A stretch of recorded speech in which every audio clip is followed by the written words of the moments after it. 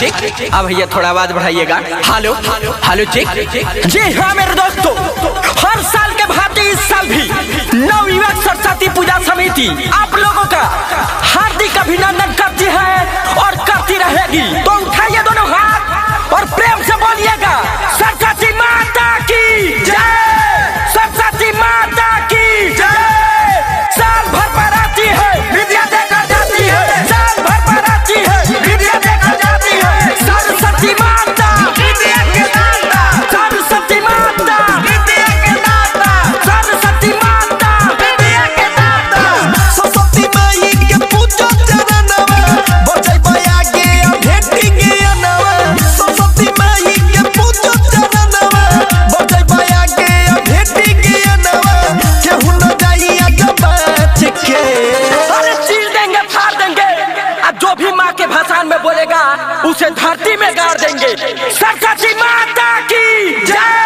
पूजा करो पाँच के भाषण होई नाच के, पूजा करो पाँच के भाषण होई नाच के, करो पूजा पाँच के भाषण होई नाच के, पूजा करो पाँच के भाषण होई नाच के। सरस्वती माता विद्या के दाता, सरस्वती माता विद्या के दाता। साल भर पर आती है विद्या देकर जाती है, साल भर पर आती है विद्या देकर जाती है, साल भर पर आती है विद्या देकर जाती है। Saurabh digital recording studio Motihari. फिर के न जाए केहू नजर घुमावो, सभे के आजू पारा शादी खियावो।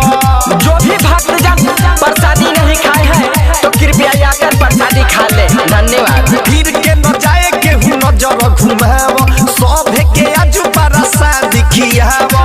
चलो घुमावो गाड़ी मलवा के टोली, केहू जे बोली तो चल जाई गोली। चलो घुमावो गाड़ी मलवा के टोली, केहू जे बोली तो चल जाई गोली। सुनल बात हम सच के। आवाज कम कर।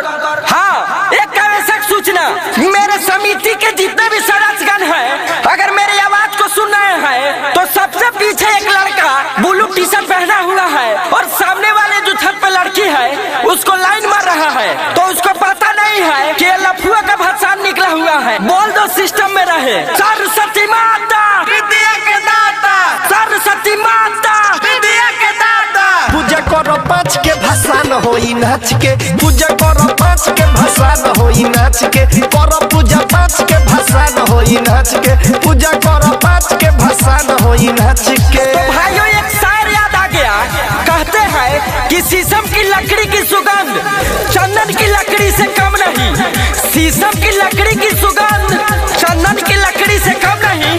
पूजा तो सभी कोई करते हैं, लेकिन हमारा नवयुवक सरस्वती पूजा समिति भी किसी से कम नहीं। ऐसे सब फिल्म के गाना बजाओ, आइल बजौन दुगो लइकी नचावो।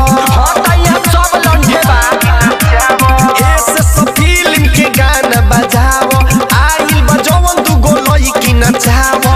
कि सोनो सुधीर लगावे जयकारा, अगला साल माई ओई है दोबारा।